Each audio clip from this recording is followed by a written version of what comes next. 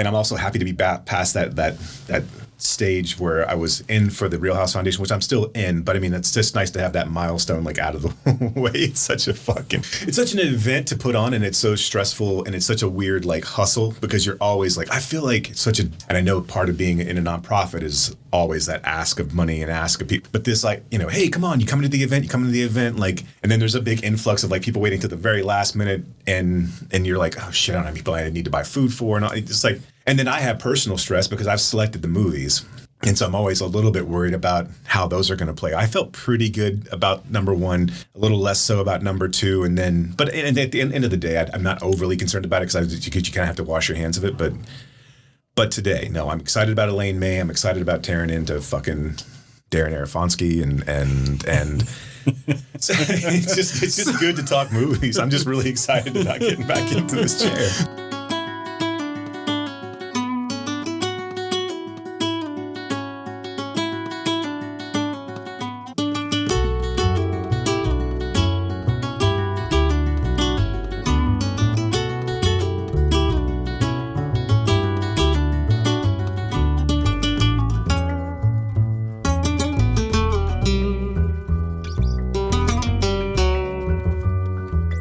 Welcome back, Jason, to the chair in the studio, and welcome back, Screamers, to what I am calling May Madness. I like it. Where we dig into the films of Elaine May, the criminally underrated filmmaker that is Elaine May. Only 4 films. A New Leaf in 71, The Heartbreak Kid in 72, followed by Mikey and Nikki, and then you have Ishtar. That's it for her. So you're excited to do that. You're excited to get into Elaine May. Oh, absolutely. No. I've been a fan of Nichols and May for a really long time. It's one of those. It's weird to like find comedy, especially from the kind of burgeoning era of comedy that still holds up today. It exists, but if you ask me to go back and listen to a Red Skelton bit, I'm gonna fucking fall on my face, and because you can't, right? I get that he was funny, and I get that he was a thing. Even Lenny Bruce. There are Lenny Bruce bits that are good, but most of the stuff that Lenny Bruce came out with, especially when you're talking about like 70s politics or 60s politics or 50s politics, I'm like, I wasn't there. So it's very hard to be timely and still be considered funny later on. I mean, it happens occasionally. Latter era Carlin, where he was more angry, but mid-era Carlin, unlistenable. I am a connoisseur of stand-up comedy, so I go and listen just in general. Are there courses you have to take, like a sommelier yes. of comedy? I will give you this very, very fine Martin Mull bit, and it's very droll. I see there's notes of Tomlin here. Not to interrupt that, but I think that one of the reasons that Nichols and May, that their comedy remains relevant is because of the improv nature. Right. They were well ahead of their times in sort of what they were addressing and a lot of what they were talking about. But because of the back and forth, because of that improv nature, there's that element that's always sort of like walking this tightrope that still makes it funny, even if you're like, look, kids have been making out in cars for however long now. Right. But they never, and to that extent, yes. I mean, that improvisation kind of lends itself to hitting on timeless topics that never really change, right? Like you said, with the teenagers or the adultery or all of their kind of signature bits that they did, it lended itself to being able to listen to it now and still be able to relate. And see how far ahead of everyone else they were. But you can also then trace the influence, because there is so much, you see so much of Elaine May in Lily Tomlin. Before Lily Tomlin did the operator bit, Elaine May did her own operator bit. And you see Lily Tomlin take it, sort of turn it up to 11, where May was more restrained, but it's there. It's that same thing. You see Elaine May in Phoebe Waller-Bridge, Steve Martin, Letterman, Amy Sherman-Palladino. I mean, like all of these, yeah. And Nora Ephron and Rob Reiner. And the list goes on and on and on of what she pioneered. And the fact that we don't have her on the Mount Rushmore of comedy. That people don't sing her praises, and maybe I don't know. I think we'll talk about why, and I mean, especially a little bit with these films today, A New Leaf and The Heartbreak Kid, but I think more with Mikey, Nikki, and Ishtar. And of course, it's this tired old trope of she was a difficult woman. Right. And I want to say that in quotes, a difficult woman. What she was someone who knew what she wanted and what she wanted to do. And of course, men don't like that. Well, I mean, I do. I mean, it's fine. You tell me what you want. But yeah, especially 50 some odd years ago, I can only imagine. Yeah, and you're right. We'll get into it. But just the fact that don't talk about a new leaf, and no one talks about a Heartbreak Kid because no one can see a Heartbreak Kid. It's impossible to find. They can see the Ben Stiller version. They shouldn't. I don't know why you brought it up. Well, look, because I figured you were going to ask me at some point, have you seen the Ben Stiller version? And I was going to say... Wait, stop. Is that your impression of me? No, that's my impression of anyone who asks me a question that I don't want to answer. So have you seen the Ben Stiller version with Carlos Mencia? I refuse to watch. Look, if it's not Zoolander, I'm not watching Ben Stiller. I will talk a little bit about it when we get into Heartbreak Kid and how I am not a Farrelly Brothers fan necessarily. I don't, but I'm also not overly dismissive as they get into their later career where we were talking about Green Book and this pseudo seriousness and the way that they take themselves. Look, I thought There's Something About Mary was funny. I laugh at Dumb and Dumber. I was not a huge fan of Kingpin when it came out, but even like Siskel and Ebert, like I remember Siskel and Ebert when I first saw Kingpin, I was like, this is bullshit. And I watched Siskel and Ebert, they were just effusive over it. They were just like, this is the future of comedy. We like died laughing. And I was like, really? And then Dumb and Dumber came along and There's Something About Mary came along. But they do everything as if it's spunk in the hair. And it's just with that huge broad comedy that they do where everything's got to be Jim Carrey screaming in your face. That works when you got Jim Carrey.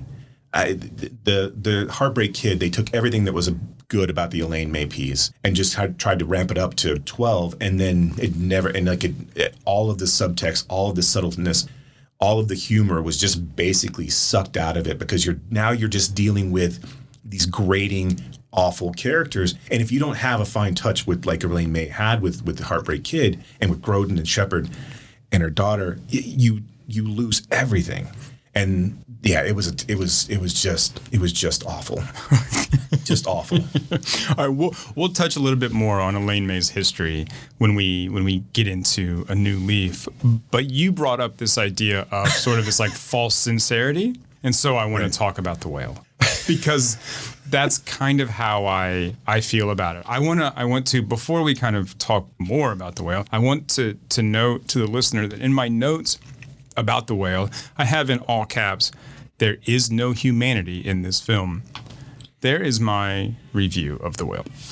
So I started looking back at his filmography and how it's tended to swing towards, the fantastical is not the right word, but that's a sentiment I'm getting to, where it's these extreme pieces, because I don't know if everything that he does has substance to it. I look back at something like Noah.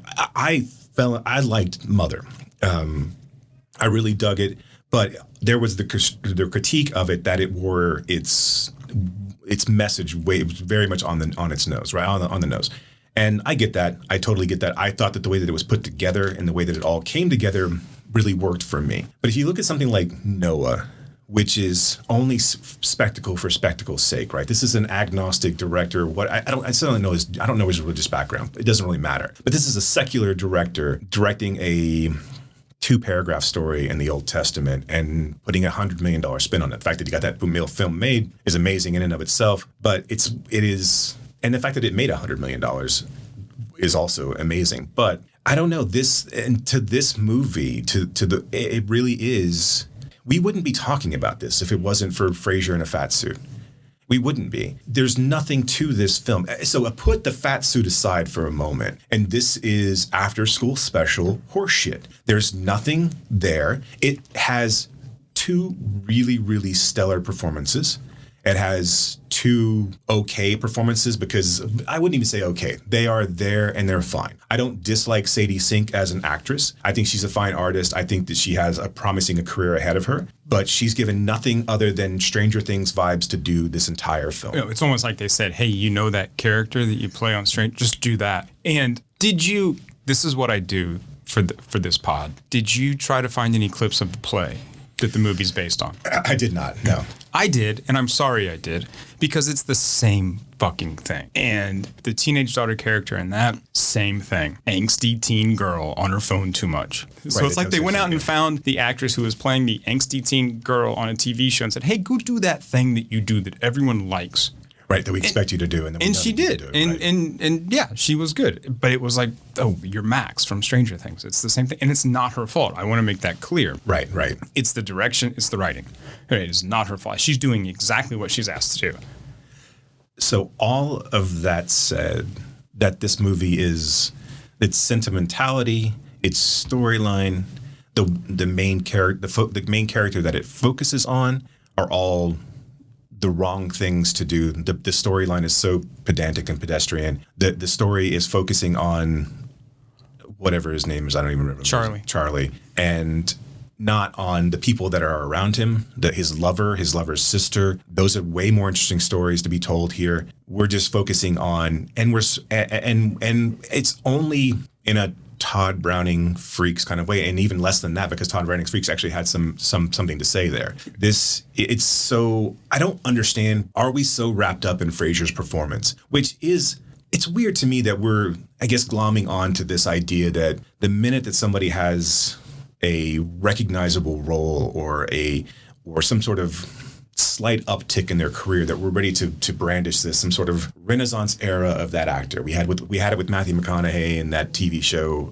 that I can't pull off the thing. True Detective, right? And we had it with, obviously Travolta was probably the first one that it happened with, and now with Brendan. But Brendan Fraser's been in things that were good. It's weird to me that we have this thing where we've set aside this guy because he's gained a little bit of weight. Now he's balding and he's olding he's not George of the Jungle greased up, starving himself like this athletic god anymore. And he's not headlining huge movies anymore. But there's also documented reasons of why all that is. And then we have to like put this on him as oh, he's back. He's finally back. I mean, we knew he had it in him the entire time when he was fine. He was a fine actor. This is a fine performance.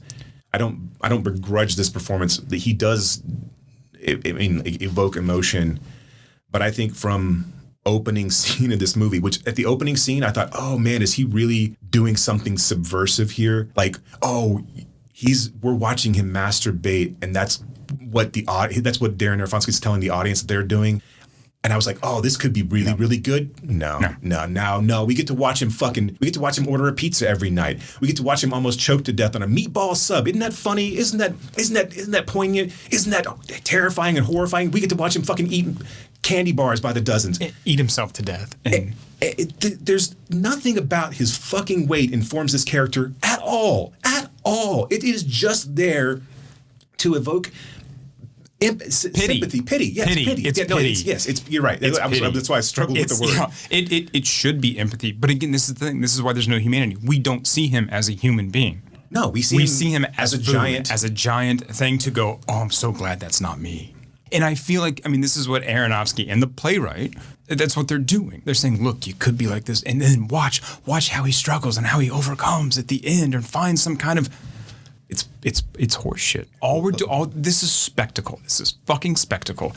And Roxane Gay wrote a really good piece in the New York Times that everyone should go read. She says in this piece that she hopes that the people watching this film have the cultural literacy to see past what he's put on the screen, because it ain't it, right? Yeah, it's not. And we all are. Did he get nominated for Best Picture? I can't even remember now. Okay, so it's just the two nods. The Producers Guild a nomination for Best Picture, but okay, not at the Oscars. Well, at least that's something, right? Hong Chow was great. Hong Chow was amazing. That, to me, that was the best. She was the best. Look, she's kind of the best thing of anything she's in. Yeah, no, absolutely. She was fantastic. Yeah, I thought Fraser was fine. But I don't... It's the same feeling I get when everyone talks about Cate Blanchett's role in Tar. I'm not sure which critic said it, but when referring to Cate Blanchett's performance, they called it aggressive competency. And that's kind of how I feel about the Fraser. I think there's more... He's trying to do something different with this, but I don't think that it is of such a high status that we need to fawn over it, and like you said, sort of announce the second coming of this actor. No, we should be denouncing this film. It should be derided. It should be. We should see it for what it is, which again is sideshow. It is. Like I said, spectacle. It's The Wrestler. The movie is The Wrestler. It's the exact same fucking film as The Wrestler. It's almost identical beat per beat, it is The Wrestler. Bravo for you milking that script for 2 films. And I will say this, just about the fat suit itself and the makeup, I thought that those were really, really convincing. That's about all I can say about it. I mean, I was at a certain point, once I realized we had these long shots of him shirtless walking down the hallway, him struggling in his apartment or his home or what have you, and but once you start watching him eat over and over and over again, this is not even what's Eating Gilbert Grape type level of filmmaking. This is just look at this person, pity him, be glad you're not him, and also he has depression, he has a lover. He has these other real things that may be affecting this trauma and are more interesting, but we're not really going to get into that. Here, watch him order another pizza. Had you have focused this on Child's character, where it is about a caretaker who has watched her brother's lover, who her brother has been ostracized by a fundamentalist church and decided to take his own life. And his father was the leader of that church. So not just ostracized from the church, but ostracized from his family. So if you focus on her, where she's taking care of a man who was her brother's lover, who has fallen into mental health issues, depression, what have you, and has let himself, and she's watching this person, because again, there's a story, right, where she's like, maybe she's letting him do this because she fucking blames him for it, but she also feels guilty about that, and so she's helping him out. And then you enter this other character who's from that church that killed her brother, and he's trying to convert this person who she is dealing with. That's a story that's a story, right? Yeah. That is the good angle in this movie, yeah. Focusing this on Charlie, and fuck you for calling it the goddamn whale. I know. I mean, fuck you. How are we letting that fucking happen? Yeah. Because and with a fucking I'm gonna mention Moby Dick. I'm gonna mention Moby Dick in it, but that makes no fucking sense. That tie does not work out at all. But that's the way we get away with this. Mm-hmm. Why don't we just call this Fatty Fat Fatty Fart, and then that'll be the title of the movie. But no, you can't do that. But calling it the whale means you have you don't have any empathy. You don't have, you want this character to exist so we can all cover our mouths and say, oh my God, can you believe it? Can you believe how much he's eating? Can you believe how big he is? Can you believe the difficulties? And of course he should hide. Fuck you, fuck you, fuck you, and fuck everybody who didn't tell you to stop. Because this movie is bullshit upon bullshit upon bullshit. And and by the time that it ends, so at this point, I'm lost, right? I'm not lost in the movie. The movie has lost me. And so there's a big thing in the movie about Charlie getting up and moving without a walker. And that's what his daughter is pressuring him to do. And so we're made to believe that he stands up at the end of the movie and walks towards his daughter. And then he has this epiphany, because Charlie's been giving himself basically a week to live. This is the last week of a man's life that has hypertension and diabetes and is about to die because his blood pressure is 4 million over 6 or whatever it is. I don't even know. I think that's right. The dial just goes up that high. Yeah. And so he walks towards her, he takes a few steps, and then we see a bright light and we see Charlie lift off of his feet like he's ascending into heaven. All I was left with was I was flummoxed and I was dying in laughter. Like I couldn't control myself. I was laughing so hard as I was leaving the theater. But then I was thinking, for Sadie Sink, that is a horrifying, he just died. So now he just died and she's left to deal with, she's an 18-year-old kid our 16-year-old kid who's left to deal with her father, who she's just estranged father. Yeah, estranged father who she's just come back in contact with in the last week of her life, or week of his life, now has to deal with this dead body and roll credits, I guess. And we're all supposed to feel so good because Charlie made it out. The one thing that he wouldn't have wanted to leave any of his loved ones, which is why he was holed up in his own home, basically secluded from everyone. He wouldn't have wanted to leave his loved ones with that scenario, even though that was inevitable anyway. It is such a piece of shit movie. And it's one of those things where I had it been nominated, it probably would have won. It would have been a Green Book situation where people would have come out of the woodwork saying, why are we like celebrating this film when it really is, he could have just been a dude. Like you could have made a run of the mill movie with a great Brendan Fraser performance with a guy who was just depressed and had holed himself up in his apartment and shut himself away from the world and let his health deteriorate. But no, you had to make him a fat guy. You had to have something to point at. And again, I want to make sure that the playwright gets some of this blame because it's originally his thing. And because I can't find all of it online, but I did go scouring around looking for clips, and the clips that I found are pretty much beat for beat the same thing. And this guy helped write the script. It's horrible. It's horrible. I want to quote Roxane Gay from that article for a second, and she says the on-screen portrayal of fatness bears little resemblance to the lived experience of fat people. It is a gratuitous, self-aggrandizing fiction at best. I just wanted to put that out there. Yeah. And those are her words directly. That she's just like, this is not fair to people. This is not fair to fat people. It's not fair to assume that this is how everyone like that lives. I mean, I don't know the right nomenclature here, but I mean, that's her point. There are some interesting things here. Going back to Liz and her relationship with Charlie and her brother, Charlie's lover, one of the things she blames herself for is not getting her brother to eat, who was in such a depression that he wasted away and then eventually killed himself. And so you see then how she takes that and enables Charlie's eating. That's, like you said, that's interesting. But it's like kind of, it's thrown out there. It's tossed off. It's just like I said, you call the movie The Whale. Yeah. Right? You should have called it Charlie. It's so fucking dumb. And again, like I said, I really, really was, like, I know that without my spin on it, I don't understand the masturbation scene. I really don't. So I think I mean, he could have done it in a different way, but it introduces us to the fact that Charlie is gay. Because that's what he sees on the screen, and that effectively we're not sure what's going to kill him first, eating or an orgasm. It also gives an excuse for. I'm not laughing at just laughing at the ludicrousness of that whatever of that right. But it also gives the filmmakers a way to introduce the Bible thumper.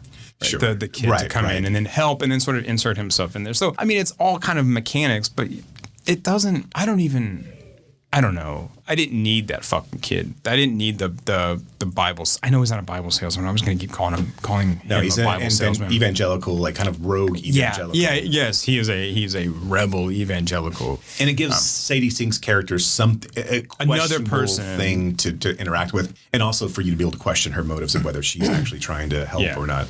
Also, I didn't think when I started this podcast today, I knew that we would discover what's going to be in my tombstone. Here lies Jason Wiseman. We don't know what killed him. Was either eating or an orgasm.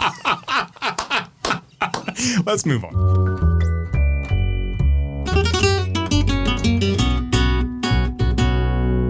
Okay, so that was our take on The Whale. As you can tell, we're not huge fans and don't think you should be either. But hey, Hong Chow, Brendan Fraser, congratulations on your Oscar nominations. I know you're listening. Hong Chow, you have a standing invitation to come by anytime. All right, let's jump into A New Leaf. He drove like a demon. He flew like a hawk. When it came to the water, he was a master too. He was, in fact, the ultimate playboy. And then, one day... Harold, I should like to ask you something. Certainly, sir. You've been with me for many years now, Harold. What would you do if I told you I had lost all my money? I should leave immediately, sir, upon giving the proper notice. I was going to suggest marriage. Marriage? You mean to a woman? Yes, sir, that is what I had in mind.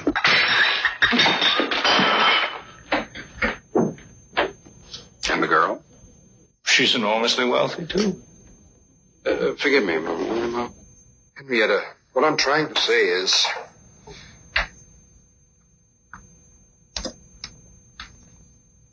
Will you marry me? Beg your pardon?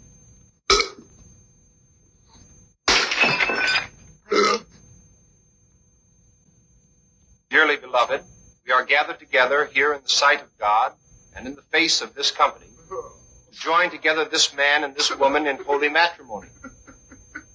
Never have I seen one woman in whom every social grace was so lacking. That woman is a menace not only to health, but to Western civilization as we know it. She doesn't deserve to live. Forget I said that. Oh, Henry! Listen! Henry, it sounds like a waterfall!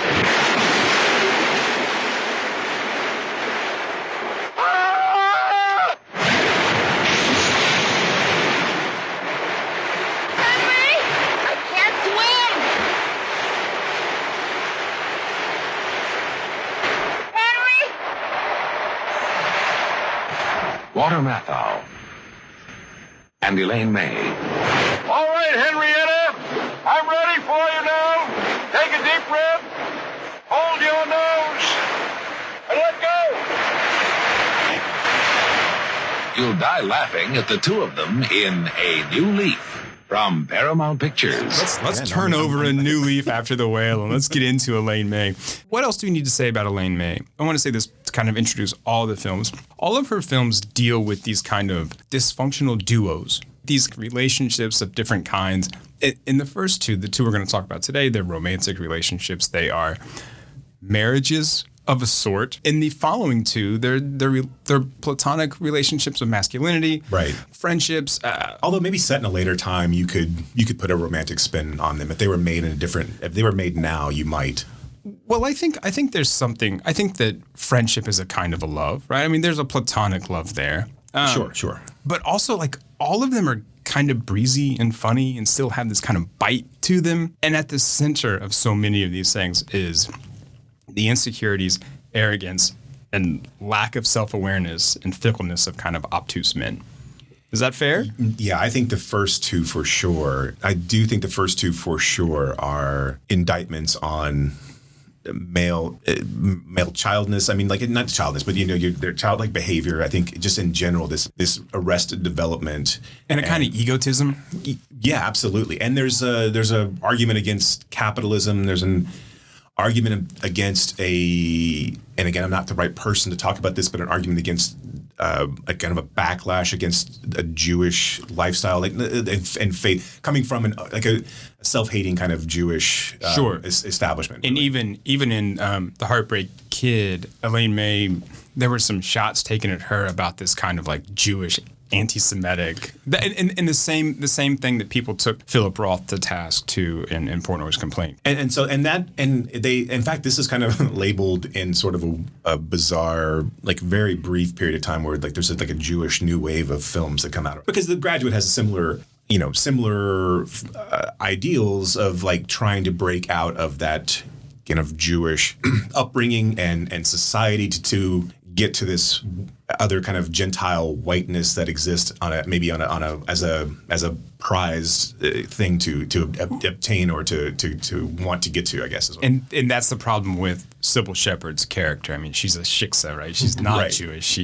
Grodin's character is Jewish, and so leaving Jeannie Berlin, who's brilliant, by the way, She's so amazing, good, yeah. And going and chasing after Sybil Right, Shepherd. So give us sorry. a rundown. No. Yeah, it's hard not to bounce around because these two films are so similar. But yeah, give us a rundown on what a new. I'll do a new is all about. Okay, so Henry Graham, played by Walter Matthau, wealthy bachelor, runs out of the money in his trust fund. The only thing Henry has ever wanted to be is rich. It's the only thing he's good at, even. So he gets a loan of $50,000 from his Uncle Harry in order to keep up appearances and to give him time to find kind of a rich wife and pay back his uncle. So he has 6 weeks to do so, or everything he has goes to Uncle Harry. Henry is completely uninterested in women and seemingly sex. He says to his uncle, "I can engage in any romantic activity with an urbanity of disinterest."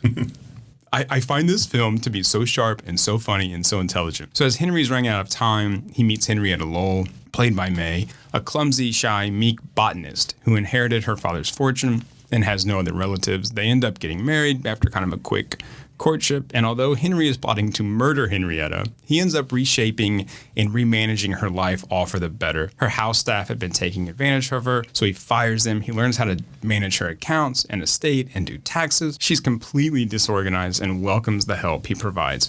She discovers he has a BA in history and says she can get him a job teaching at the university. And they can spend all their time together grading papers, having lunch in the faculty cafeteria, etc., etc. Henrietta discovers on their honeymoon a new species of fern, and she names it after Henry, the Asaphila grahami. So they go basically giving him her immortality. Yes. Yeah, they had this conversation about immortality, and he's like, well, you gave it to me. You mean I'll be in the kind of index? And she's like, well, yeah, sure. So they go on a field research trip where while canoeing, they run into rapids and are tossed into the water. Henrietta can't swim, but Henry makes it to shore and is intent on letting her drown, collecting all her money and kind of, living his rich lifestyle. But he comes across an example of Henrietta's fern and realizes he actually does love her. So he saves her, comforts her, and resigns himself to his fate of being married and always being there for Henrietta. Have you read anything about the original script for this and really kind of how the ending was differently shaped? So May's first pass at this. And it's based off a short story. Right. By Jack Ritchie, who wrote mostly detective stories and I'm not sure how many novels he wrote, but mostly stories. So this is Elaine May's directorial debut, and her first cut comes in at a little over 3 hours. which kudos, man. I mean that is gutsy just in and of itself. Knowing that you've never directed a film before, knowing that Robert Evans, who's the head of Paramount at this point, is never going to accept a 3-hour romantic comedy from a first-time director. No. Not even that, and she didn't even want to direct it. Right. She wrote the screenplay. The studio said, hey, here's $200,000. Her agent said, no, I got a better idea. I'm going to strike up a deal where you can direct X number of pictures and I can produce. Right. So she had no real intention of doing that in the first place, which I find interesting. And she was paid about 7 times less than what Walter Matthau was. Matthau, well, of course, and to be fair, Walter Matthau was a big name and helped get this movie made. They weren't going to make it without him. Right. And did you see who they wanted for May's part first? No. Carol Channing. Okay. And May said, May said, look, the female actress has to disappear. Right. She goes, she has to disappear. This is about him. She's like, this is the man's story. She goes, so I'm going to pick the actress. The studio said, no, you're going to do it. that was the option they gave her. Right. No, but you'll do it for the same money. And she's like, shit. Yeah, so she's doing 3 jobs for the exact same money and getting paid 7 times less than what Walter Matthau is. So the original script really wasn't about Matthau finding himself in love with Henrietta. It was more that he was resigned to his fate. And so he had already killed 2 people in the script. Mm-hmm. Basically, her handlers have been taking advantage of her throughout her. Once she's got the money, she has this group of hanger-on. I mean, this kind of entourage of people who work for her, quote unquote, work for her, but also work for her lawyer cousin. Right, and then they're basically milking her for everything she's worth, essentially, and she's seemingly fine with that. When Matthau comes in, he takes care of all of that. He realizes the grift that's going on and kicks them all out. One would imagine that the lawyer gets murdered and someone else in the process gets murdered as well. And at that point, Matthau, I don't know if it's overcome with guilt or just realizing what he's done and doesn't want to commit yet another murder. It's his penance. That's right. He resigns himself to live with Henrietta and be married to Henrietta because he's murdered these other people. So yeah, as penance. So he doesn't really fall in love with her more than he does just, this is my life now. And you could argue some of that still remains, although this is definitely a happier ending where Henry comes around to realize that he truly does, if not love her, still he doesn't mind. He likes having something to take care of, something to kind of feel like and also to kind of give back to him, because this guy's who's lived a solitary lifestyle, who's only been about his money and really his whatever you call those things. Gentleman's gentleman. Right. And right. even his gentleman's gentleman says, sir, you're actually quite good at this. Which I thought once he starts taking care of her taxes and yes. And the gentleman's gentleman is the only one who's really seemingly upset. And I guess he's the only one that really knows, but he's the only one that's really seemingly upset about Henry's intentions to kill Henrietta. Yeah. And doesn't really intervene, but he has looks of worry. Yeah, and throughout the little film. bit, right? I mean, and little kind of comments like that. You're actually quite good at this, you know, and kind of like these small encouragements. The first thing so Robert Evans takes it away from her, and she sues Paramount, and he cuts it down to an hour and 40, and it's all well received. It does relatively well at the box office. It allows, but she does sue Paramount. The judge eventually throws the case out because the judge is like, "No, it's a fine movie. You're fine. Don't even worry about it." Did you? So they wanted to take it away from her completely, Right? But she had a penalty clause in the contract that they would have paid her like $1 million, like in today's money. They were like, well, we can't do that because it went over. And this is a theme in May's films, right? Had an initial budget of $1.3 million, which ended up at $4 million. And it went 40 days over shooting schedule. Well, May was, to her credit, she even says, I had no idea what I was doing. Like, she wasn't shooting coverage. So and what coverage is, if you're not aware, placing additional cameras around. So you don't just have the camera focus on the main action. You can cut away and move around and things like that.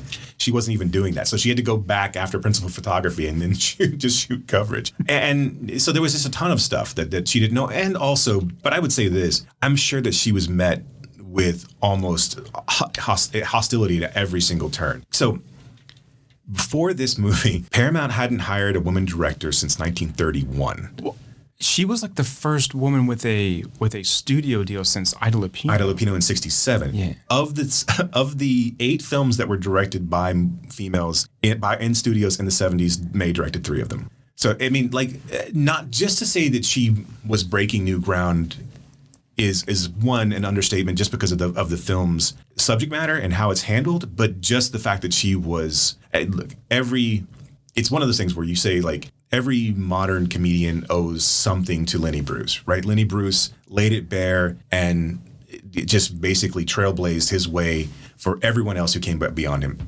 Same thing with Elaine May. Especially when you're dealing with like women who are directing in the studio system today, they owe it all to Elaine May and everything that she did and all the struggles that she had making these movies.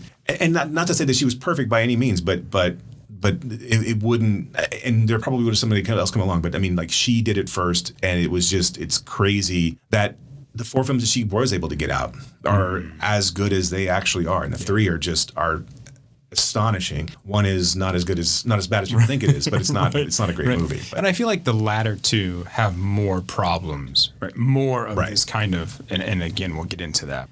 The one thing I want to say is this movie is hilarious. It is side-splittingly funny, and just not only from a like a graduate level of the script being funny and like the whole premise being funny, but just side-splittingly funny in its physicality. There's just so many set pieces as you move from bit to bit that are so great. I mean, there's a scene and there's a scene at the very. I mean, you know, after they get married, where Henrietta comes in and they're on the honeymoon, right? But neither one of these people are very sexy people. They're not, they're not in tune with their sexuality. She comes into the bedroom wearing a nightgown and she's got it on wrong. She's got her head through the armhole, so she thinks that she's wearing it kind of looped over like a toga, and the foppishness of Walter Matthau's character Henry looking at her and knowing that she's dressed wrong. He tried this back and forth of him trying to help her get her head right in this nightgown, and he's got the bottom of the nightgown lifted over her, and he's like cajoling her to move certain ways and saying her name over and over and again. Henrietta, that's the armhole. Henrietta. Even before that, when he proposes to her, there's kind of the meet cute in this movie is Henrietta is I want to talk about that. Right. Scene. So the meet cute of this movie is Henrietta is at a country club or at a wedding reception or seaside. No, it's like a tea party. Right, It's like a I hesitate to call it a salon. Right, but it's that kind of idea. There's a bunch of like rich people, pseudo intellectuals at this woman's house, and they're having tea. And Henrietta's fumbling over her teacup. She continues to spill her tea on this expensive carpet. And Henry, seeing an opportunity here and knowing that she has money, stands up and defends her to this other group of socialites.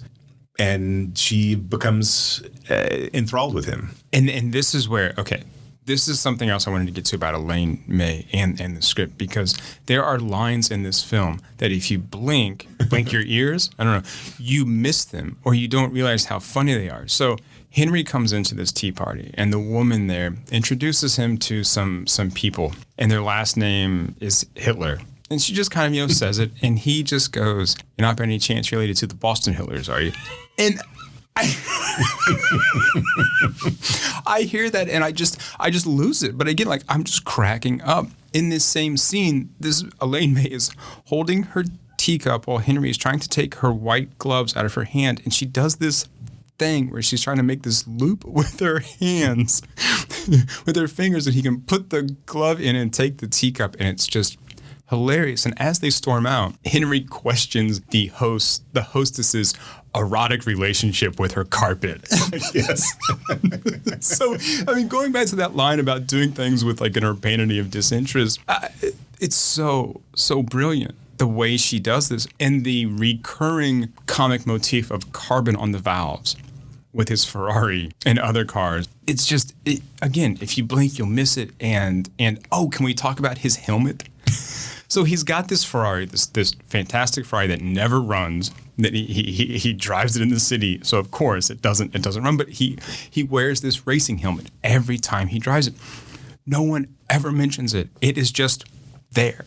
It is just there, and it's so good. But again, those little details that seem innocuous but are just hilarious. Yeah. So when he proposes to her, Henrietta again pours wine on a very like fluffy, furry carpet that he has, another expensive carpet, and then drops her glass and the glass breaks.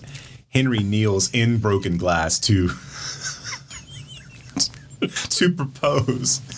And she's more concerned with Henry and his pain level. And he's like, "I'm already down here." I mean, I know I'm butchering the scene, but he's like, "I'm already down here, Henrietta. Let's just..." Will you just say yes, please, so I can get up? Oh, Henrietta, say yes so I can stand up. Thank you. And then the other big scene for me was when he's like reading about poisons.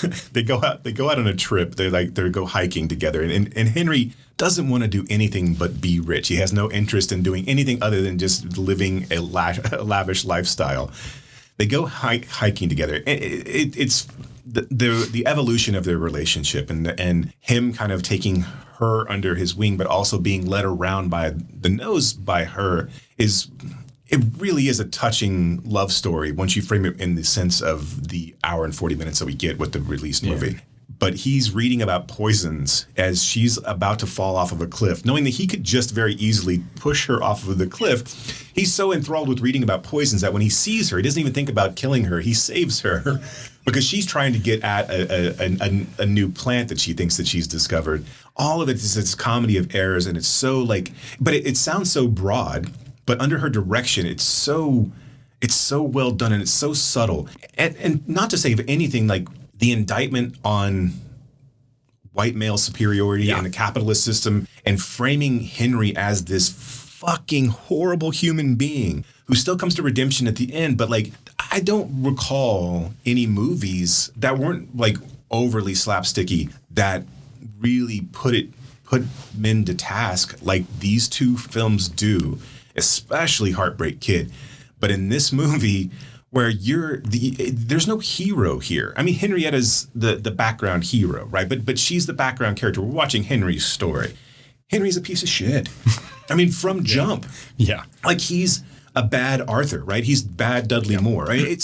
He has no redeeming qualities. He is terrible. He has no relationships with anyone outside of gentleman's gentleman. Right, outside of the money, right? I mean, and he's so afraid that when he loses his money, that he's going to be, put out on Skid Row. And the only thing that comes to mind is not get a job, is not do anything. It is to find money and murder the person who has that money, so he can continue to live this life where he's already wasted this opportunity in the first place. Yeah, I mean, he has no interest in sex. He has no interest in womanizing. I mean, he's like the very thought of being in a relationship seems abhorrent to him. What does he say?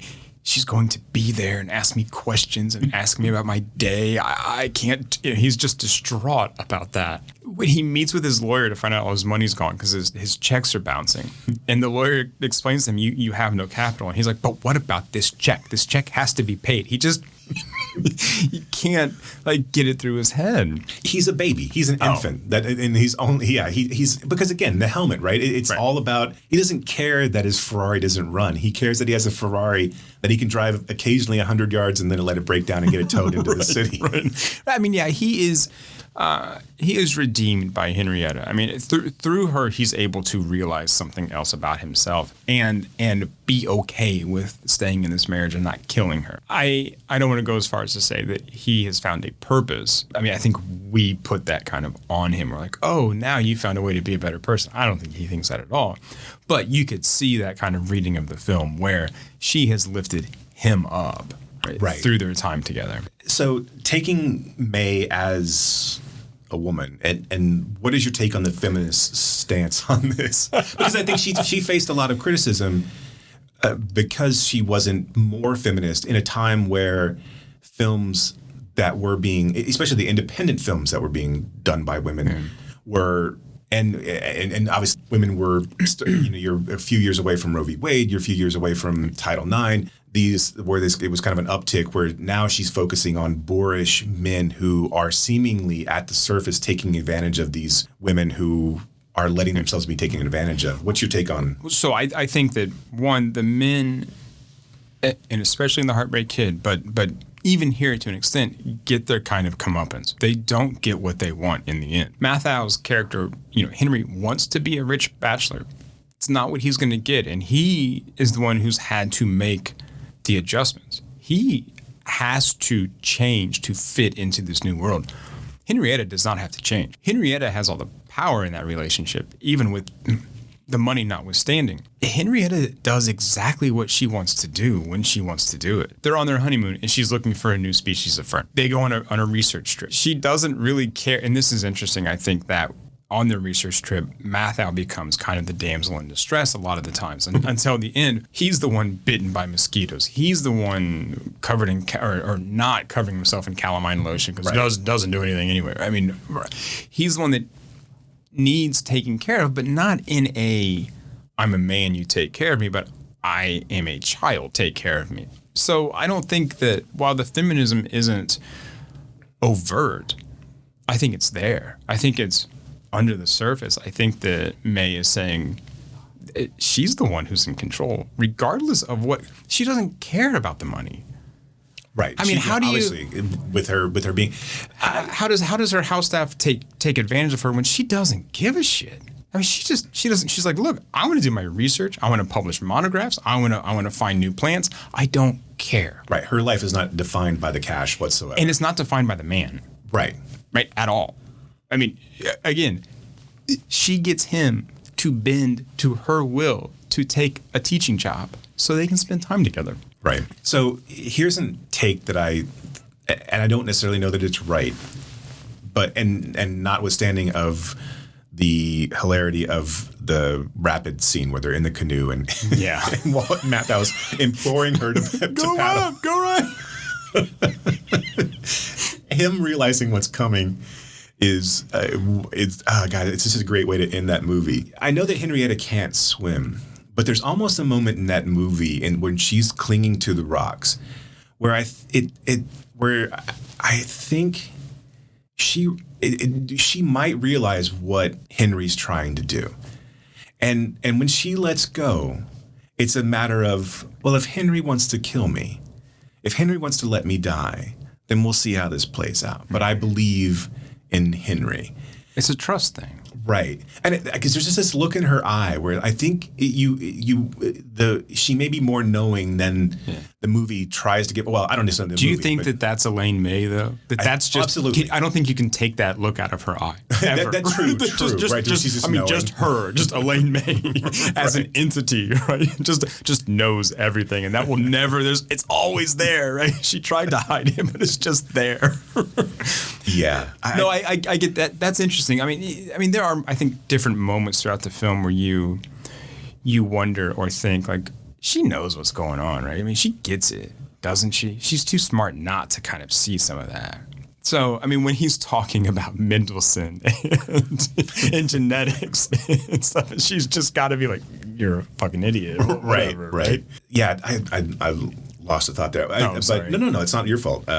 It's my addled brain. But just the entirety of how this whole story evolves, so looking at it from a feminist bent, I don't think that Henrietta is. I do think that Henrietta is swept off her feet by Henry's his attention. Right, his attention, and not only and his protection of her, because one can imagine that when she was under her father's wing, that was the same thing, and she kind of didn't have to deal with that. I don't think that Henrietta needs a man in her life, but I do think that she recognizes when someone's being chivalrous or what have you, and kind of lets to see what that goes along. But also, this movie is so chaste and so innocent that it's really kind of a funny comparison to the films that were coming out at this time that would be kind of in this same, kind of lumped in together. I mean, even The Graduate or Carnal Knowledge, and those are two Nichols films, but there are other movies in this era that you don't get the indication that maybe Henrietta and Henry have ever had sex, that it's even crossed their minds. Do they even care? Right, and then do they care, right? Is Henry... I mean, Henry's made it clear. He does not, like, you. Right. Yeah. So I mean, I'm pretty sure the man wears an ascot to bed. So Mathau's so good in this. Oh, he's so good in this. I think we sleep a little bit on how good of an actor he. I mean, I know that he won a Tony and it was. But I think people remember him for Grumpy Old Men, right? And don't look back at stuff like this, or even his kind of cameo, and not really a cameo, but his brief role in Charade, and I mean, other things too. But I'm just taking a Pelham 1, 2, 3. I mean, like there's yeah. Even the dramatic stuff was amazing, right? And you can dismiss it, but Richie's Bad News Bears. I mean, he's great in that. I mean, it's like that movie gets a rep of being a kids movie, but man, there's some deep themes in that film. So yeah, it's final thoughts. I think it's one of those movies, again, that should be held in the same breath as The Graduate and any of these seminal films that were coming out of the late 60s, early 70s. And the fact that it's not is too bad. It really is. People are missing out on a really.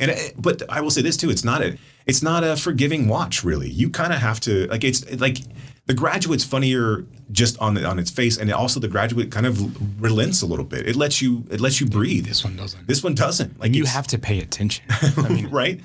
Yeah, it's definitely a more challenging film, and so I kind of understand where it's not, it may not be as beloved, but man, as far as if you are a comedy writer, if you are a comedian in any sort of way, this movie.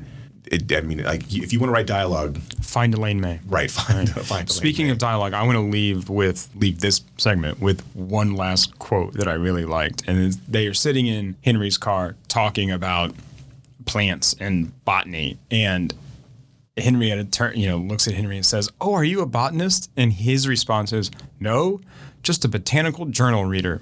Every science has its fans." Let's move on to The Heartbreak Kid. All right. Neil Simon wrote it. Elaine May directed it. The Heartbreak Kid. It's just plain old-fashioned, corny lingo, sir. I have fallen head over heels with your Kelly here. It just, it didn't take me long to make up my mind. One good look did it, actually. I said you're lying in my spot. Oh, you are this terrific girl! You are this terrific girl! Now, there is a slight complication. I happen to be a newlywed.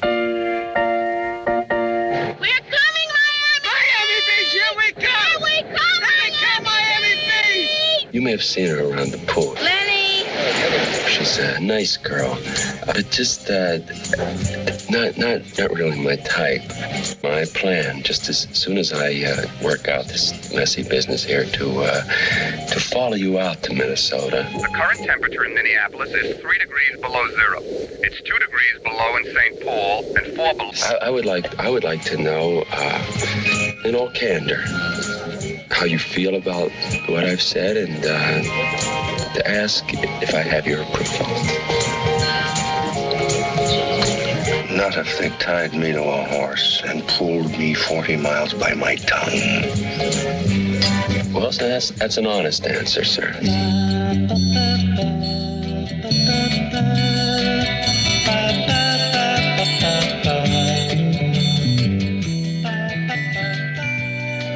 So this one, Ben Stiller. This is Ben Stiller and Michelle Monaghan, and this is 1972. Right? This is just kind of a year after this. So this is right on the heels of A New Leaf. This is based on a short story that was first published in Esquire in 1966 called A Change of Plans by Bruce Friedman. Friedman was also a Jewish writer, and this is where that kind of like back into anti-Semitism comes in. So, okay, here's the story. After briefly dating, Lenny marries Lila.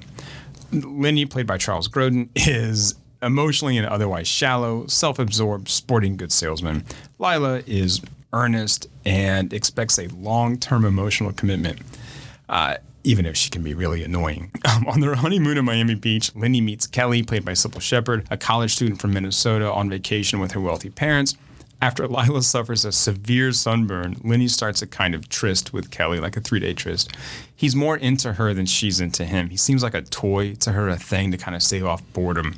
Lenny engages in a series of lies and deceits to spend time with Kelly. He then impulsively calls off his marriage to Lila to pursue her. He claims Kelly is the woman he's been waiting for all of his life. He just timed it wrong. So he leaves Lila after 5 whole days of marriage, follows Kelly to Minnesota, where her father tries to get rid of him. He offers Lenny a bribe. Lenny says no, and eventually, like right away, marries Kelly. At the reception, Lenny is basically ignored by everyone. There's a scene where he is relegated to talking to 2 children, they're like 8 years old, who also end up walking away from him. And so he sits by himself, humming Close to You by the Carpenters while the party goes on around him and without him. This movie's fucking brutal, man. Oh, man. It is so tough. It's so tough. It is, it's so fucking good, but like it is, and what I love about this being her second film, and there's, and I say this a lot about filmmakers that I like, but there's a confidence to this movie that you just don't see very often. She dives, and I think it comes from her storytelling background and her improvisation background and her comedy background. She just dives right in. Like, we're not given any setup. We are in the wedding party, basically scene 1, and you can see, and there's so much subtlety.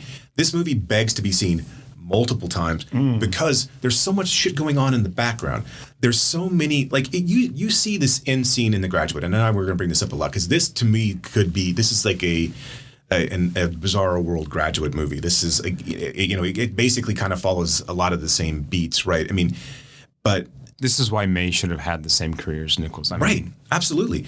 But so all that scene in the wedding scene in The Graduate where he's banging on the glass and you see all the people in that Nichols focuses on the people. And granted, this was made in 67, this is 72. But you see all the people and them like mouthing all the curse words and all that shit happens in every fucking scene in this movie. It's in the background and it's not called out like Nichols does. It is. There are so many subtle nods. There's so much stuff going on in the background of this movie as well as the foreground. It really, really rewards multiple watches. But as we're going through that first scene, it mirrors. It is exactly mirroring the last scene where everyone is basically ignoring Charles Grodin and Lila in this case, where they don't believe that they should be married. These people have gone through the motions of a typical New York Jewish wedding of young people that they realize will probably stay together forever just out of boredom and responsibility. Yeah. Right. Their lives will be miserable just like theirs are. And they realize that, and but they couldn't do anything to stop it. It's the exact same thing that happens at the very end of this movie. The indictment of the male gaze and arrested development of men specifically in this era or throughout time has is it's one of those, again, you don't see it. You don't see it in any other movie. Not even in The Graduate. The Graduate, Hoffman's character is basically applauded on throughout the entire movie. Everything that comes at him, you want him to end up with her at the end. In this movie, he's a piece of shit from the very beginning, and is not ever redeemed. And it's still brilliantly funny, wildly funny. It is, and it's a different way. I mean, the lines in this movie, if you love the lines in A New Leaf, fucking the lines in Heartbreak Kid are don't put a Milky Way in someone's mouth when they don't want it. What does he say about Midwest produce? Oh, there's no something in the cauliflower. There's no falsehood in the cauliflower or something along those lines. It's like sincere produce or something. You're just. It was one of the things that I think she does really well in this that was a little different than in A New Leaf is I think she's so good at just observing these characters and kind of letting them go and letting us watch this too. And that fits in with seeing people in the background and kind of what they're doing, where it's not called out like Nichols does. It's just kind of there. And she does this thing in this film with this like strategic use of close-ups. I love how she does this. Like when they stop at the diner on the way to Miami Beach and Lila's eating an egg salad sandwich and it's all over her face. And May just gives us a close-up of that. Of her face, of her talking about how good this egg salad is, and then it cuts to Grodin's face, again, in close-up. And you understand immediately who these two people are if you didn't before, and how they're different, and exactly what's going to happen if you didn't know already. But I think it's so good, and she doesn't do it. I don't think she does it any other time. Even like when we see Grodin at the end, it's in like a single. It's not. Right. It's not in a close up. There's one other scene a little bit before that scene where they're driving, and you get the sense that again that these are, even though Grodin still looks like he's probably in his 30s in this movie. Yeah, he was like 37 or something. Right, and but he's supposed to be playing young. 22. Right. Yeah. And he's so good in this as well. Like I love Charles Grodin. I think he's a fantastic actor, and his physicality in this is like his just kind of New York. Again, I use this too much, but like the Woody Allenness of it, like the whole like nebbish, bookish, not really, it's just kind of an East Coast intellectual thing, and right? Probably has more confidence than he should. Right. Yeah, for whatever reason, right? I mean, he works in a sporting goods store, but is not athletic whatsoever. He's a sporting goods salesman. He goes around and sells stuff to store. Because what does Eddie Albert say? Sticks and balls? Mm-hmm. You're into sticks and balls. But again, these are two characters. One, this is another male character that doesn't really know what to do with sex, right? His wife is seemingly probably grown up in a kind of conservative Jewish family who then got married basically to have sex, right? To kind of unleash herself, which I would imagine a lot of that happened in the late 60s. And that's how 70s. Grodin comes off, right? He's getting married to right, because at the beginning they talk about it and they're talking about waiting essentially. He's like, no one waits anymore. But when they're driving from New York down to Miami Beach and they're cutting through Virginia, Lila starts to come into her own, and so she shows him her chest, and then while they're driving, and he's like all freaked out that some trucker will be able to see her breasts. Yeah. And she's like, I don't care, they're mine. Yeah. But he's appalled by it. He's appalled by when they do finally have sex, about him, like everything. This movie plays such a fine line of like you dislike, like trying to make you dislike both characters, and then trying to make you kind of decide which line of who your team Lila or team Grodin, team Lenny. Yeah, thank you. And because she is annoying. I mean, but they're nothing like. She doesn't clearly deserve what happens to her, and these are all things that Lenny should have found out well before marrying a young girl. How did you not? Right? How did you never have an egg salad sandwich with her? Right. Well, but I mean, they go out for pizza, and like she can't stop. She's excited about the pizza and can't stop laughing at dinner. I mean, that is enough, right? I mean, what I mean is like he should have known like that would happen with egg salad sandwich. What I love about her though, and her character especially compared to Lenny, is. She kind of knows who she is. Mm-hmm. And I don't mean kind of. She does know and she doesn't apologize. And she is not. She's like, look, I'm going to eat an egg salad. I fucking love egg salad. I'm going to eat some egg salad. Great. And I don't care if it's all over my face. Why do you care if I don't care?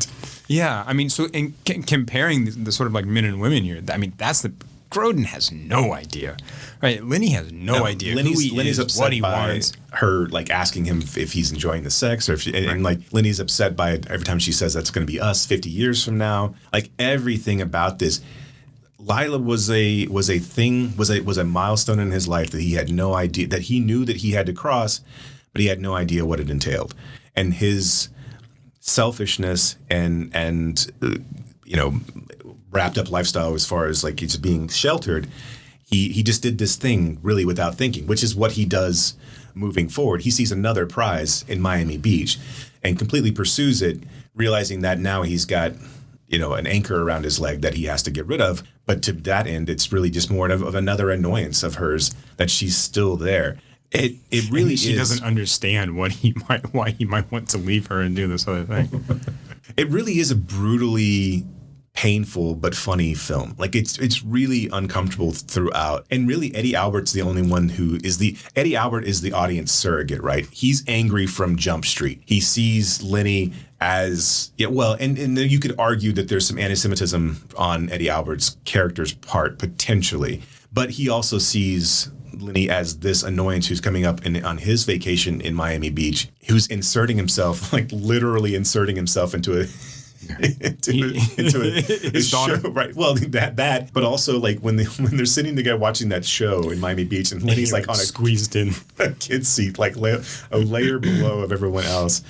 He's an interloper. I mean, he literally is an interloper. The anti-Semitism is interesting there, but I think he's just like, who is this guy trying to get with my daughter? Just get over. And he's probably a protective father, right? Another father who's probably seen guys sniff around his daughter all the time, right? Her entire life, and she's no innocent in any of this. She definitely eggs him on. She definitely sees him as a plaything, and she definitely sees him as a challenge because he's married. She knows from the second time that they see each other that he's at least involved, if not married, and sees it as a fun thing to do while she's on whatever spring break or away from her family or summer break, away from her college. She's gonna pull the wings off of this fly, and that's right, and at least make him squirm. Yeah.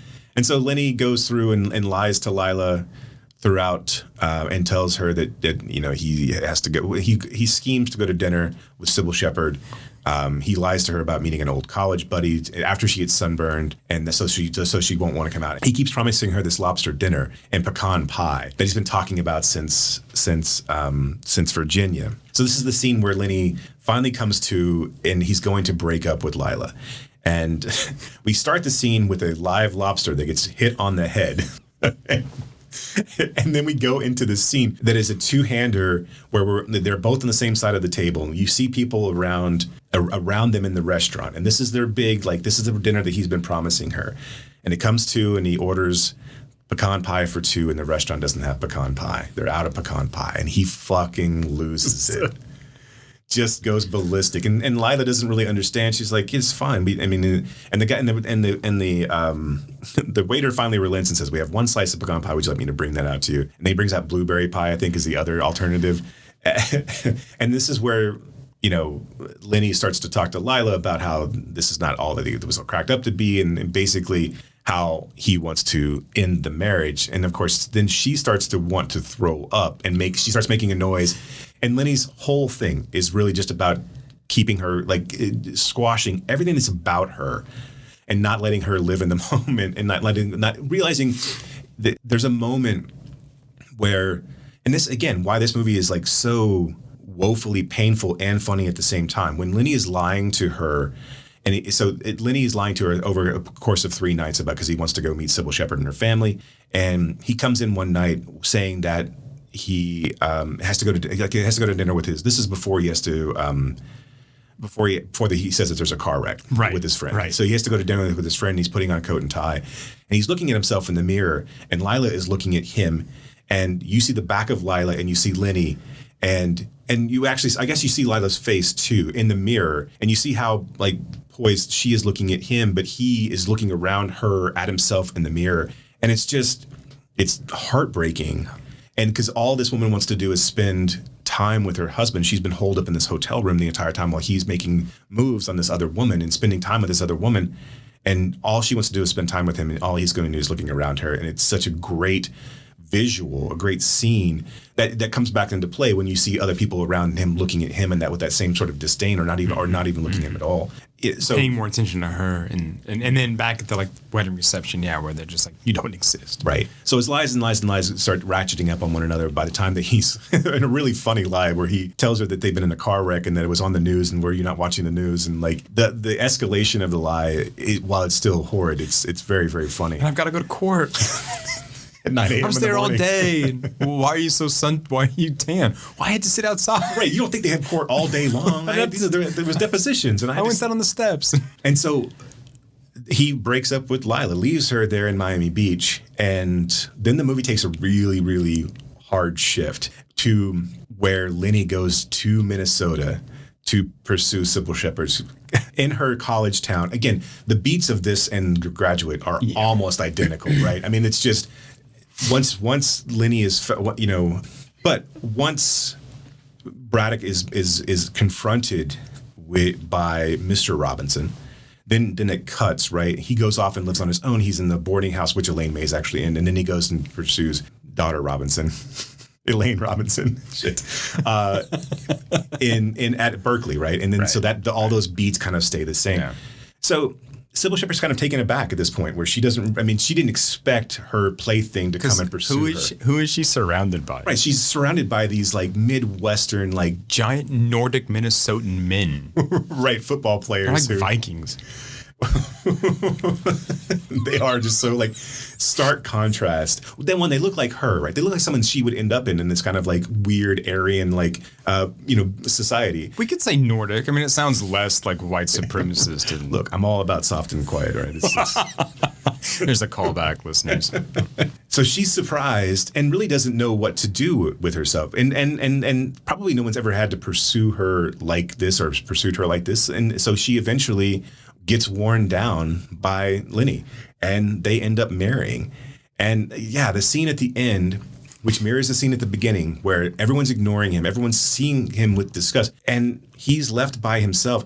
There's a moment at the very, very end, as we cut to credits, where Lenny like almost smiles, like lifts his head back and smiles, where it's almost a little bit of self-realization of like, oh fuck, like I did it. I got this, and now I'm stuck again. Like I did the exact same thing I did before. I pursued this thing, and now that I have it, I don't want it. Right. Or let's take a more self-aware approach too. Has he realized that he has become to Kelly what Lila was to him?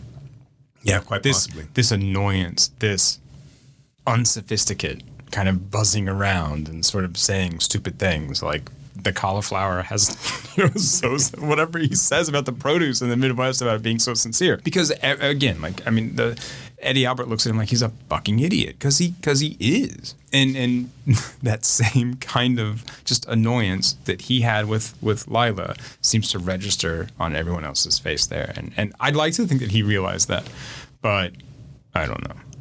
It's hard to say. I mean, Grodin, I love Charles Grodin too.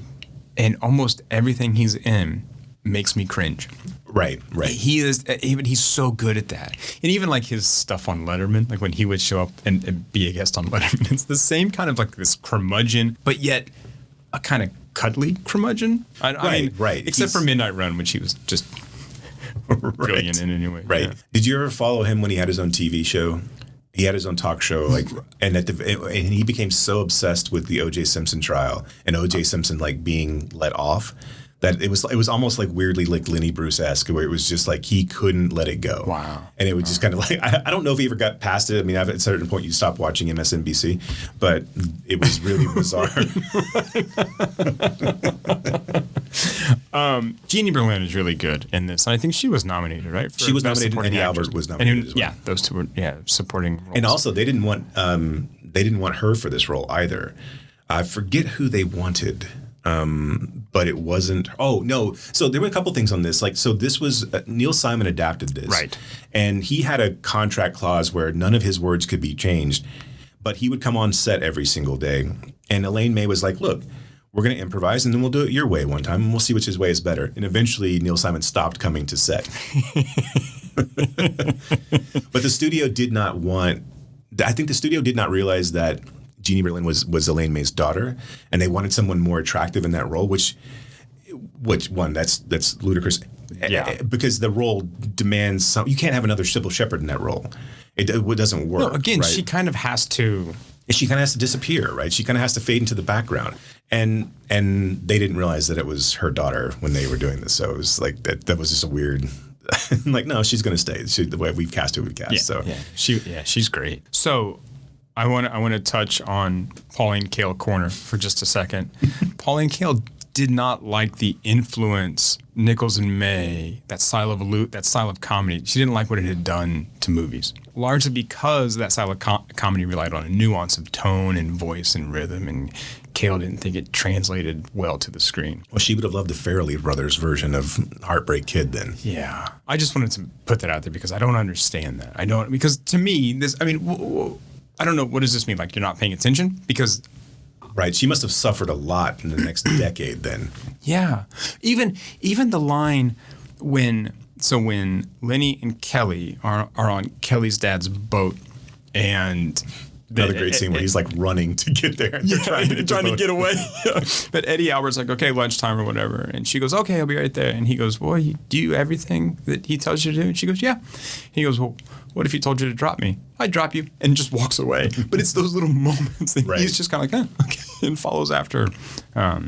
There's my Pauline Kael dig for the day. As soon as we buy a subscription to the New Yorker, we'll do more Pauline Kael. We'll do. Look, she wrote, and in her essays and reviews, she writes so much, but she doesn't say very much. Sorry, I didn't mean to get into this like Pauline Kael thing again. But I was like reading through things today, and I was just like, man, there's a lot of words here, but you're not saying very much.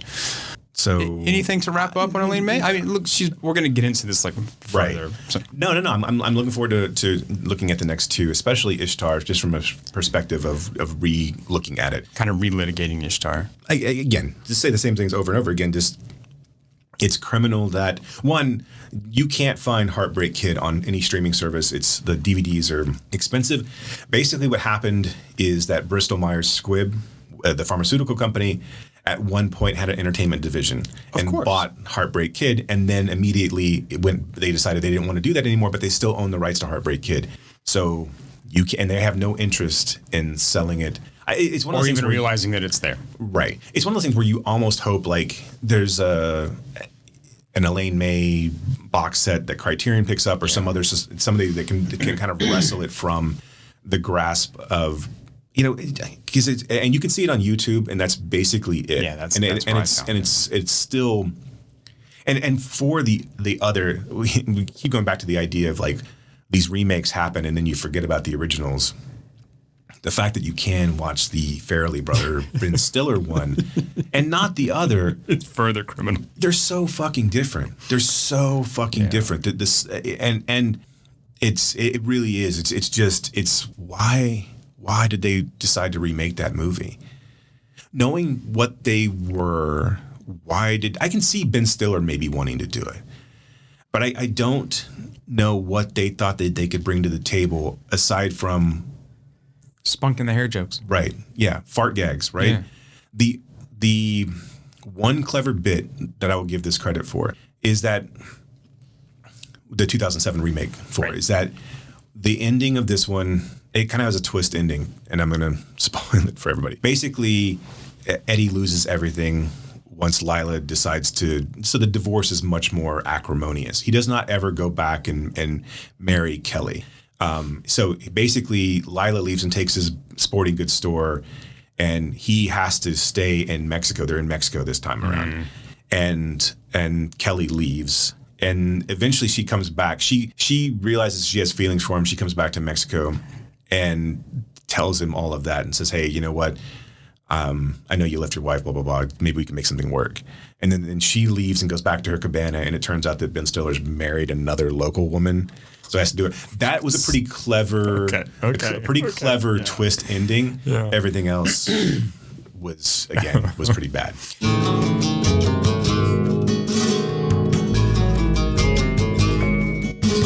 Okay, well let's get into some films that people might like if they like this thing. So let's do our recommended if you like. Now you said you had some trouble here, so let me ask this: how did you approach finding films to pair up? I mean, how did you find films to recommend to somebody if they're like, oh, I love A New Leaf, and you're like, oh, well, if you love this, you should. Right, because again, I would just recommend you watch A New Leaf and Heartbreak Kid. After you watch A New Leaf, you should watch. So I feel the Heartbreak Kid. Like, I'm just curious. Right, yeah. So I was, typically what I try to do, I look at the actors and see if there's something that's similar. And there's a lot of Walter Matthau roles, but not like this really. I have a Walter Matthau film in my list, but it's just a different, and I don't even know if I really like that movie, but I think it's interesting to watch. And then I try to do similar themes, but I think May was so ahead of her time, and it really hasn't been, like, we see fucked up relationship movies, but we really haven't seen the subtle hand. I really think these two films stand alone in what they're trying to do and what they accomplish. Even The Graduate, I don't think does it as deftly as Elaine May does, and I fucking love The Graduate. But the fact that we don't talk about The Heartbreak Kid and A New Leaf in the same breath as that film really speaks volumes of where we were in the 70s and where we are today, and where are people who I know, like supposedly Seinfeld thinks Heartbreak Kid's the funniest movie, that that's his favorite movie, and blah blah. There's these she doesn't get pulled in any sort of feminist conversation. She really gets left behind. She doesn't get pulled in with this level of New York comedians of that era, and so I don't know. It's unfortunate. I keep going back to it. It's really like if there's anything that this podcast does, I want you to go out and see A New Leaf and A Heartbreak Kid, because those are genius films. I think they'll become some of your favorite films. Yeah. So anyway, your first recommended. Okay, like? My first one, and I focused more on the relationship stuff and like maybe the weirdness of some of the films. But anyway, my first one I think is a pretty easy pairing, and this is Bringing Up Baby, 1938 by Howard Hawks. Cary Grant, paleontologist trying to secure $1 million endowment from the wealthy Katharine Hepburn. He wants to complete his Brontosaurus skeleton project. Katharine Hepburn has a pet leopard, and there you go, named Baby. It's so much a fun movie. Yeah, like all those kind of screwball comedies of the 40s. I the love Preston Cary Sturges stuff. Grant. It's really one of the ones I watched, kind of thinking that I would add. So this may be a little bit of a cheat, but have you ever seen The Miracle of Morgan Creek? Oh, it's a Preston Sturges film. Okay. It somewhat mirrors. It kind of flips the gender roles, but essentially what happens is it's a small town. This daughter of a single father is sending off the troops, and so she's all excited about going dancing, and the troops are leaving the next day, and this is like World War II, and she goes out and she has this kind of nebbish man who's in love with her, who invites her to the movies, and she basically says, no, I can't go because I'm going to go to this dance. Well, her father gets wind of the dance. Is like, no, you're not going to a dance with a bunch of soldiers, like, because he had read an article about how there are all these military marriages, and so he's like, no, you can't go. She's like, well, okay, well, I'm going to go to the movies with my friend, and he's like, fine. So they're going to go see 3 picture shows together, but she just uses us as a cover to go dancing. Well, at some point in the middle of the night, or during the dancing, she gets lifted up above her head, above this guy's head, and she hits this mirrored ball. So by the end of the night, she doesn't remember anything, but it turns out she got married, and she doesn't know who the husband is, and also she's pregnant. And so now, and this is 1940s. Wow, yeah. So this is like very like pressing up against the Hays Code, and like, and so now she's like employing her boyfriend to kind of cover for him, and now it's this comedy of errors. Like, he takes her across state lines to perform this marriage by proxy thing. And that gets him in trouble because he took a minor across state lines. And so it's this whole it's really, but it also at the end, like, title card, happy ending, we're all good, right? Yeah. So, yeah. But it is a lot. I mean, it's Preston Sturges, like a lot of this, like Bringing Up Baby type of, so much fun, so many great like double entendres, and like just so much great dialogue. Something about like, I haven't been this sour since I drank that like gallon of lemonade. There's all these like little like line, and like her dad's name is he's like Captain Cockblocker, but like it's hardcore. So it's just all this like little subtle digs. It's great. But my first one. Okay, after that rant. Right. Sorry. Yeah, that's not one of them. My first one is Divorce Italian Style. Okay. So yeah, just another guy he doesn't enjoy being married to his wife, and he can't get divorced because it's looked down upon, and so now he's looking at all these ways to kill her. And then he realizes he can't kill her without going to jail, so he pushes her in front of another man, so that if he can kill her in the throes of passion by catching them while they're in an adulterous act, then he can get off. It is just this like screwball comedy. It's black and white. It's so much. It's like it's set in Sicily, so it's got all these great set pieces. That was my first one. So excellent. All right, my second one is Nuts in May, 1976. Mike Leigh. It's one of Mike Leigh's early teleplays that he did for BBC. So kind of cheating. No, that's fine. But it is funny, but it's so weird in how it's funny. It's a kind of cringy humor. So this like middle class couple in England goes on like a camping holiday in Dorset, and they're looking at the grass and they're talking about how best to pitch the tent, and the wife will ask, "Do you want to look at the rocks that I picked up today?" And it's just this. The humor is so dry and so weird. Some of Mike Leigh's stuff can get, I don't know, a little cynical. I mean, this is dark in its own way, but Peace and Quiet just eludes them the whole time when they're out in the woods. I'll check it out. Where did you find Criterion? Okay, cool. Yeah, I figured that Mike Leigh's a pretty much beloved Criterion director. Yeah. So. Well, I mean, look, I love Naked. I love the film Naked. Sure. This isn't as violent. Okay, so my second one, and this is the movie that I'm not sure that I actually liked. It's called Pete and Tilly with Walter Matthau and Carol Burnett. It is the dialogue is brilliant, and so basically it is about these two later in life singles who all of their friends are trying to set up. They don't really have much interest really even seemingly in one another, but through a series of like there's nobody else and we don't annoy each other so much, they end up getting married. They end up having a kid. The kid ends up dying. And then so there's this big and like he's been unfaithful to her throughout the entire marriage, but they end up kind of reconciling at the end after this horror. It really is like a bizarre, tragic comedy. But the dialogue of like at the very beginning when Walter Matthau is courting Carol Burnett, I think this is Carol Burnett's like first big film role. He like takes her to a Greek restaurant that's bad, just so he can say he can make little puns like "Beware of Greeks wearing gifts" or wearing. So it was a Greek that he was wearing lifts in his shoes. He's like "Beware of Greeks wearing lifts," and like he takes her to a Chinese restaurant just because he loves the fact that this waiter it always spills something on him, and it's just he lives this life that's very much like.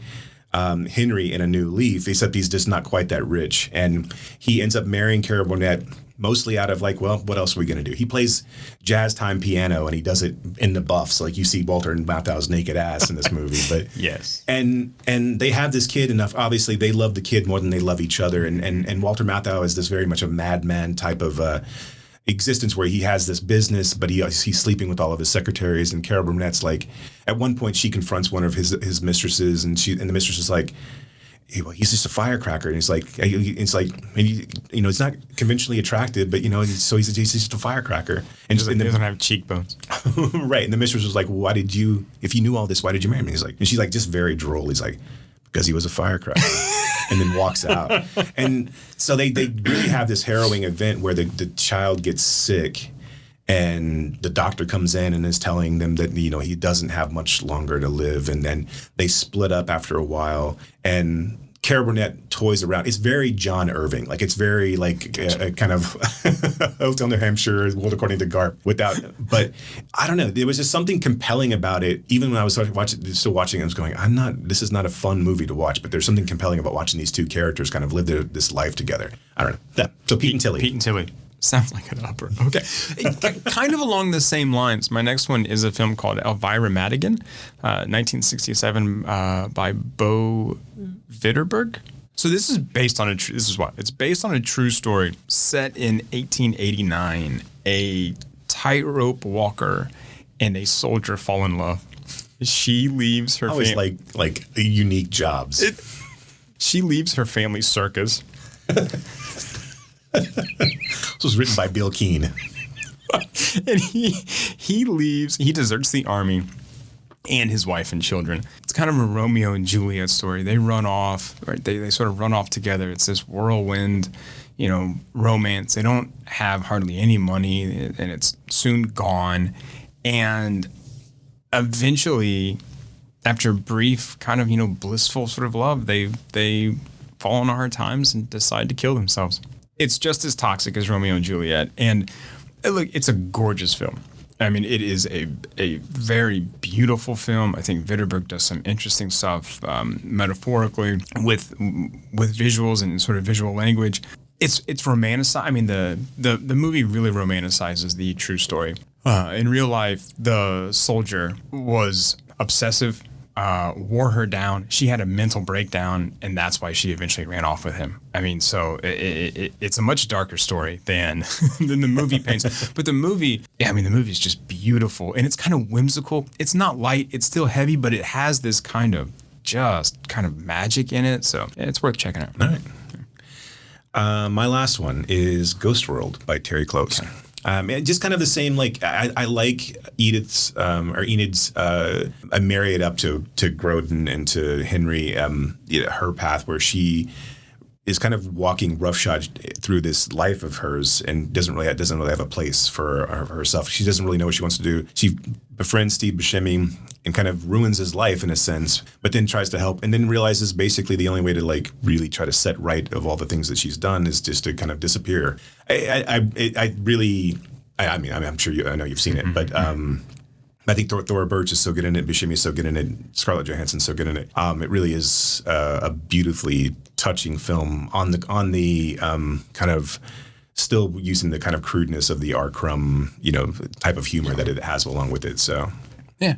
So Ghost World. All right, I want to throw one more out there because you started off. I did start off. And I just want to mention it. But one that I was going to, the one that fell off my list was Minnie and Moskowitz, Cassavetes' film with Gina Rowlands and Seymour Castle. I think that would pair well with these two films too. Yeah. So just throw that out there. I mean, Cassavetes is another guy for me that is somewhat underrated and underappreciated maybe. Yeah, there's a lot of that in this era. I think the things that stand out, the things that got so much attention were the things that were hyper violent and hyper sexualized. It's weird to me. I think The Graduate came out at the right time. I think The Graduate comes out and begins this kind of wave of film cynicism. I don't know. I mean, like and where as you finally get into the 70s, then you're overtaken by Coppola and Scorsese and kind of new and Hollywood, Lucas even. I mean, yeah, and the new blockbuster wave with Spielberg, and so we have these art house films that kind of fly under the radar. You really have to you really have to kind of seek them out in order to, because we're not having a Cassavetes Film Festival or it's.